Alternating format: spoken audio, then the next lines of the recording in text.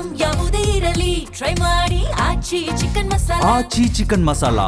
ರಾಜ್ಯ ಸರ್ಕಾರದ ಗ್ಯಾರಂಟಿ ಯೋಜನೆಗಳಲ್ಲಿ ಒಂದಾದ ಪ್ರತಿ ಮನೆಗೆ 200 ಯೂನಿಟ್ ಉಚಿತ ವಿದ್ಯುತ್ ಯೋಜನೆ ಈಗ ಚರ್ಚೆಯ ಕೇಂದ್ರಬಿಂದುವಾಗಿದೆ. ಉಚಿತ ಗೃಹಜ್ಯೋತಿ ಕೊಟ್ಟು ರಾಜ್ಯದ 5 ವಿದ್ಯುತ್ ಕಂಪನಿಗಳು ಆರ್ಥಿಕ ಸಂಕಷ್ಟಕ್ಕೆ ಸಿಲುಕಿವೆ ಅಂತ ಹೇಳಲಾಗ್ತಾ ಇವೆ. ಸಾವಿರಾರು ಕೋಟಿ ಸಾಲ ಮಾಡಿ ಪರಿತಪಿಸುತ್ತಿವೆ. ಈ ಕುರಿತು ವರದಿ ನಿಮ್ಮ ಮುಂದೆ.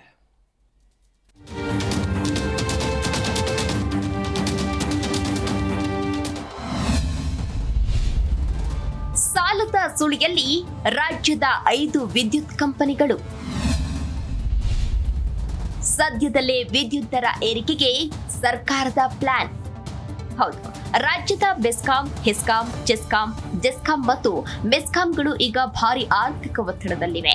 ಗೃಹಜ್ಯೋತಿ ಯೋಜನೆಯಡಿ ಪ್ರತಿ ಮನೆಗೆ 200 ಯೂನಿಟ್ ಉಚಿತ ವಿದ್ಯುತ್ ನೀಡಲಾಗುತ್ತಿರೋ ಕಾರಣ ಭಾರಿ ನಷ್ಟವನ್ನ ಅನುಭವಿಸುತ್ತಿವೆಯಂತೆ.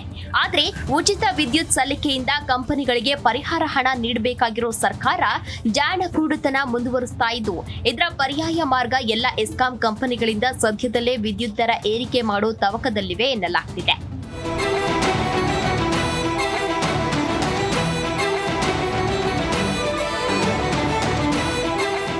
ಇನ್ನು ರಾಜ್ಯದ 5 ವಿದ್ಯುತ್ ಸರಬರಾಜು ಕಂಪನಿಗಳು ಸಾವಿರಾರು ಕೋಟಿ ರೂಪಾಯಿಗಳ ನಷ್ಟದಲ್ಲಿರುವುದು ಆತಂಕಕಾರಿ ವಿಷಯವಾಗಿದೆ.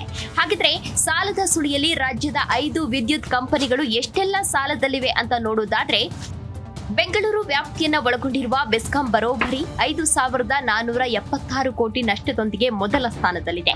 ಅತಿ ಹೆಚ್ಚು ಗ್ರಾಹಕರನ್ನ ಹೊಂದಿದ್ರೂ ಕೂಡ ನಿರ್ವಹಣಾ ವೆಚ್ಚ ಮತ್ತು ತಾಂತ್ರಿಕ ಕಾರಣಗಳಿಂದ ಇಲ್ಲಿ ನಷ್ಟದ ಪ್ರಮಾಣ ಹೆಚ್ಚಿದೆ. ಹುಬ್ಬಳ್ಳಿ ವಿಭಾಗದ ಹೆಸ್ಕಾಂ ಮತ್ತು ಕಲಬುರಗಿ ವಿಭಾಗದ ಜೆಸ್ಕಾಂ ಭಾಗದ ಕಂಪನಿಗಳು ಒಟ್ಟಾಗಿ ಸುಮಾರು 2,200 ಕೋಟಿಗೂ ಅಧಿಕ ನಷ್ಟವನ್ನ ಅನುಭವಿಸುತ್ತಿವೆ. ಇತ್ತ ಮಂಗಳೂರು ವ್ಯಾಪ್ತಿಯ ಮೆಸ್ಕಾಂ ಕೇವಲ 96 ಕೋಟಿ ನಷ್ಟ ಅನುಭವಿಸುವ ಮೂಲಕ ಉಳಿದ ಕಂಪನಿಗಳಿಗೆ ಹೋಲಿಸಿದ್ರೆ ಉತ್ತಮ ಆರ್ಥಿಕ ಶಿಸ್ತು ಕಾಪಾಡಿಕೊಂಡಿದೆ.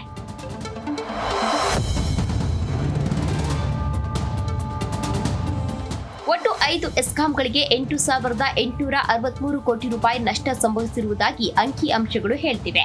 ಇದರಲ್ಲಿ ಹೆಚ್ಚು ನಷ್ಟ ಅನುಭವಿಸಿರುವುದು ಬೆಸ್ಕಾಂ. ಇನ್ನುಳಿದಂತೆ ಒಟ್ಟು 5 ಕಂಪನಿಗಳ ಸಾಲ ಮೊತ್ತ ಬರೋಬ್ಬರಿ 49,500 ಕೋಟಿಗೆ ಏರಿಕೆಯಾಗಿದೆ. ಈಗಾಗಲೇ ನಷ್ಟವನ್ನು ಸರಿದೂಗಿಸಲು ಎಸ್ಕಾಂಗಳು ಸಾಲದ ಮೊರೆ ಹೋಗಿದ್ದು, ಕಳೆದ ವರ್ಷ ಸಾವಿರಾರು ಕೋಟಿ ಸಾಲ ಪಡೆದಿರುವುದು ಮರೆಯುವಂತಿಲ್ಲ.